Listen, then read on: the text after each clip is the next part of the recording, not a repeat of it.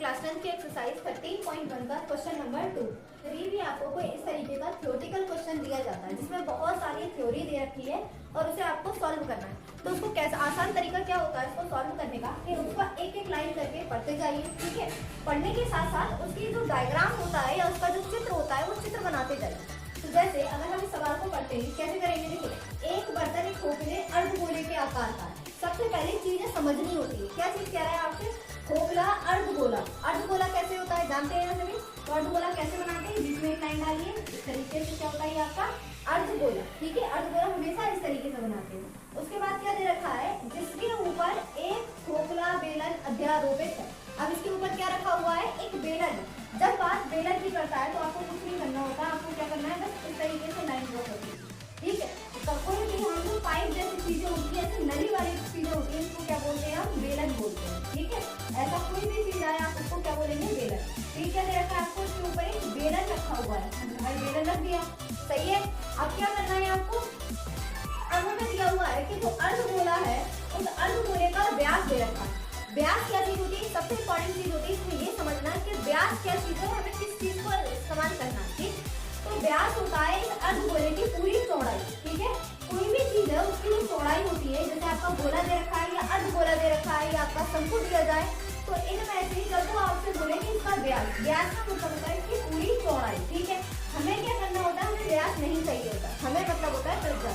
हमें यहाँ से यहाँ तक की आपको दूरी दे रखी है 14 सेंटीमीटर। कहाँ से कहाँ तक की? यहाँ से यहाँ तक की, ठीक है। पर हमें क्या चाहिए? हमें तो केवल इसकी आधी डिस्टेंस चाहिए। तो आधा निकालने के लिए क्या करते हैं? देखिए आपको दिया है कि व्यास है आपके पास 14 सेंटीमीटर, ठीक है। आपको क्या निकालनी है? त्रिज्या। तो त्रिज्या निकालने का सबसे आसान, त्रिज्या सबसे आसान होती है निकालना। क्या करिए? केवल जो व्यास दिया हुआ है उस व्यास में 2 से भाग कर देंगे, क्योंकि हम व्यास के आधे को ही तो त्रिज्या कहते हैं, ठीक है। इसको आधे को, तो जो भी वैल्यू दे रखी है उसको आधा कर दीजिए। और आधा कैसे करते हैं? उसमें हम 2 से भाग कराते हैं। जब 2 से 14 में भाग कराएंगे कितनी बढ़ जाएगा? ये 7 बार। यहाँ क्या निकल कर आ गया आपका? 7 सेंटीमीटर। क्या चीज बन गया अभी? इस अर्धगोले की त्रिज्या, यानी यहाँ से यहाँ तक की दूरी, ठीक है। अर्धगोले की त्रिज्या, और ये क्या था पूरा? ये था आपका व्यास। अब नेक्स्ट आगे क्या बात कर रहा है कि इस बर्तन की जो कुल ऊंचाई है उस वो ऊंचाई कितनी आपकी? 30। तो ऊंचाई कितनी दे रखी है आपकी? इस पॉइंट से लेकर यहाँ तक कितनी दे रखी है? 13 सेंटीमीटर। ऊंचाई कितनी है आपकी यहाँ पर? 13 सेंटीमीटर, ठीक है। तो किसकी दे रखी है? ये पूरी ऊंचाई दे रखी है, पर हमें ऊंचाई किसकी चाहिए होती है? केवल बेलन की। अगर आपको पूरी ऊंचाई दे रखी है और आपको खाली बेलन की चाहिए तो क्या करेंगे उसके लिए? पहले एक चीज यहाँ पर समझें, ठीक है। जब हम बात गोले की करते हैं तो कहीं से भी उसकी चौड़ाई, ठीक है, कहीं से भी हम बात करें, जैसे हमारे पास आधा गोला दे रखा है तो अगर इसकी यहाँ से यहाँ तक की भी लंबाई नापेंगे तो ये क्या बनेगी? इसकी त्रिज्या। क्या बनेगी? इसकी त्रिज्या। क्योंकि गोले को जब आप गोला बनाते हैं तो आप किसी भी पॉइंट से जब उसके केंद्र से परिधि तक की दूरी लेते हैं, चाहे कहीं से भी लीजिए, चाहे इधर से ले लीजिए, चाहे यहाँ से या यहाँ से, ये सारी ही क्या होती है? इसकी त्रिज्या होती है। जैसे हमने कहा था कि ये हमारी त्रिज्या है तो ये भी क्या होगी? गोले की त्रिज्या होगी, अर्धगोले की, ठीक है। फिर कितने निकल कर आ गए आपके? 7 निकल कर आ गए। हमें क्या चाहिए? बेलन की ऊंचाई। क्या चाहिए हमें चाहिए यहाँ से यहाँ तक की ऊंचाई, ठीक है, क्योंकि इस ऊंचाई का हमें इस्तेमाल करना है। तो बेलन की ऊंचाई कैसे निकालेंगे? तो यार देखिए बेलन की ऊंचाई, बेलन की जो ऊंचाई निकालेंगे या बेलनाकार बर्तन की ऊंचाई, तो उसमें क्या करेंगे? 30 पूरी ऊंचाई दे रखी है और अर्धगोले की कितनी ऊंचाई है? 7। तो 13 में से 7 को घटा देंगे। कितना बचेगा? 13 में 7 घटाएंगे तो आप 6। तो ये क्या हो जाएगी? 6 सेंटीमीटर बेलन की ऊंचाई। अब क्या निकालना है हमें? इसका आंतरिक पृष्ठीय क्षेत्रफल। आंतरिक पृष्ठीय क्षेत्रफल कैसे निकालेंगे? पहले अर्धगोले का पृष्ठीय क्षेत्रफल निकालेंगे, एक बेलन का निकालेंगे और दोनों क्या करा देंगे? आप जोड़ देंगे, ठीक है। तो सबसे पहले निकालते हैं हम यहाँ पर किसका? अर्धगोले का। क्या लिखेंगे? अर्धगोले का क्षेत्रफल।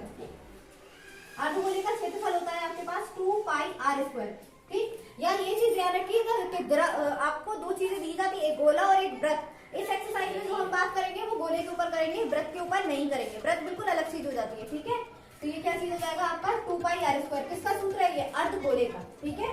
तो अर्धगोले की वैल्यू रखेंगे 2, और जो पाई होती है, इस पाई का मान होता है 22/7। ये दे रखा है r का मान कितना दिया है आपको? 7। तो क्या हो जाएगा? 7 का यहाँ पर स्क्वायर, उसके बाद यहाँ 2 गुणा 22/7, और ये 7 का स्क्वायर है मतलब 2 बार 7 बना दीजिए। अब क्या करेंगे? नीचे वाला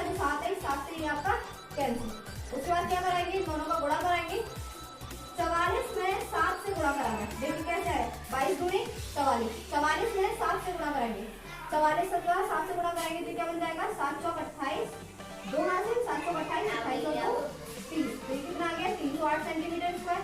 किसका आ रही है अर्धगोले का। अब किसका निकालेंगे हम, अब निकालेंगे हम बेलन का। तो बेलन का यहाँ लिखेंगे हम बेलन का क्षेत्रफल, बेलन का समूह 3 लेना, तो यहाँ पर क्षेत्रफल।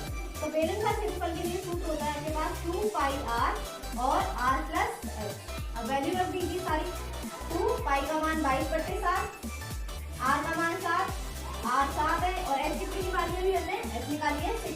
तो यहाँ कितना रख देंगे, ये 7 है यार और ये कितनी है 6। तो ये इस 7 से ये 7 कैंसिल जाके आपका 44 और 6 और 7 कितने हो गए 13। ठीक है, अब क्या कराना है 13 में 60 से गुणा, 1352, 5 हाथ से 1352, 52 और 5 57। ठीक है, अब हमें क्या करना था, हमें पूरे पृष्ठ का निकालना है क्षेत्रफल।